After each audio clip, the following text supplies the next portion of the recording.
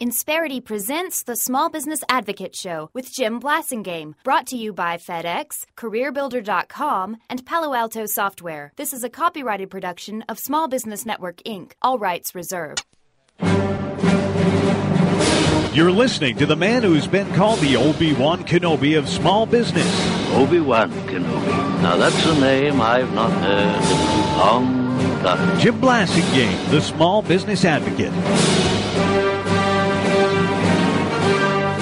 Welcome back, 34 after the hour. Thank you for hanging out with me. May the force be with you. And somebody that is a force. She's a force in nature. She's a force in small business. She's pound for pound. Nobody does more for small business than this person. Kerrigan is one of my heroes and has been now for over 13 years. She has been a member of my brain trust since 1997. We found her when she was only 8 or 9. And she's the president of the Small Business and Entrepreneurship Council, and she's here to talk to us about some very important things that are going on in Washington, some things that are going bump in the night on small business in Washington, D.C. Kerrigan, welcome back to the show. Hey, Jim. Great to be here. It's good to have you back. Good to have you back, as always. Karen, first, this segment, I want to talk about the thing that's going on right now between the White House and Congress, both parties in Congress, both houses in Congress, and I'm calling it a shameful display of a lack of leadership, or a bunch of jackasses get together. Either one. Mm-hmm. Pick which one you want. What do you think? Well, they really do look quite ridiculous. I mean, I guess on many levels. First of all, as you know, Jim, last year when the Democrats controlled Congress, right, both houses, and of course we have a Democrat president in the White House, they had every opportunity to pass the budget. And that never happened. And now, with a government shutdown pending at 12:01 this evening, there's still a lot of, pointing and blame game. And, it really is quite sad because when you look at, what the House Republicans, want to cut, just over $60 billion. Right. I mean, that's minuscule. That seems like chicken feed, doesn't it? Yeah. And I know there's some policy issues, in there that the White House has a Majority Leader Reid that are very controversial to them. But I think still they could come up with some type of agreement, maybe a compromise on those policy issues, but still significantly make some cuts. Well, the thing that's ridiculous, Karen, is that just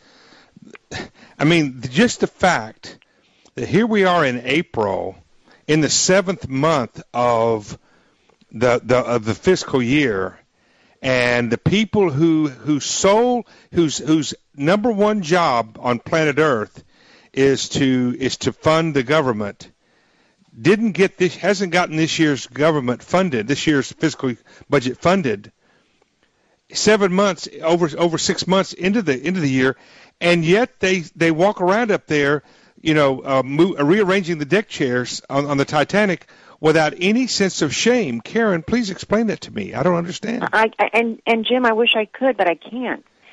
And there was, I think, one of the reasons why we didn't see a budget before the election is that, the president and the Democrats didn't want to be blamed for being big spenders. Right. I mean, they didn't want to have any type of number, right, attached, a figure that people can point to and say, gee, look at this. And it still was, as you know, that didn't make any difference because it still was a major issue, right, during the election. Mm-hmm. Just the debt, the deficit, overspending, the massive health care bill, et cetera.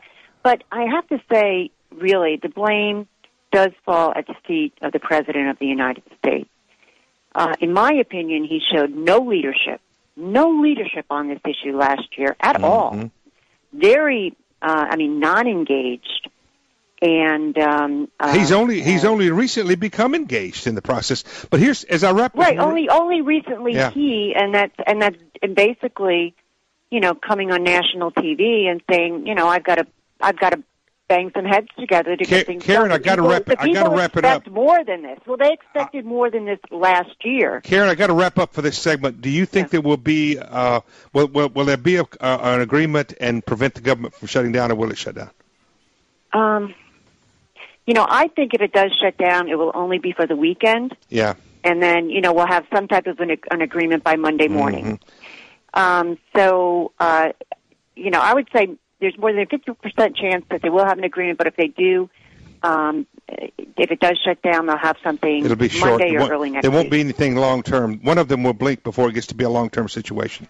Oh, I think, I don't think this is the same situation when President Clinton was president. I think agree. It's much different now. Folks, the 1099 provision of the health care bill was extremely ugly and onerous and damaging to small business owners. It has the potential to do that, I should say. There's news on that this week, and when we come back, Karen's going to report on that. It's 20 I'm Jim Blasingame. Stay with me. Does anybody really know what time it is? Insperity presents the Small Business Advocate Show with Jim Blasingame, brought to you by FedEx, CareerBuilder.com, and Palo Alto Software. This is a copyrighted production of Small Business Network, Inc., intended for the private use of our audience. Except as otherwise provided by copyright law, all other copying, redistribution, or publication without prior written consent is prohibited. All rights reserved. Prohibited. All rights reserved. Prohibited.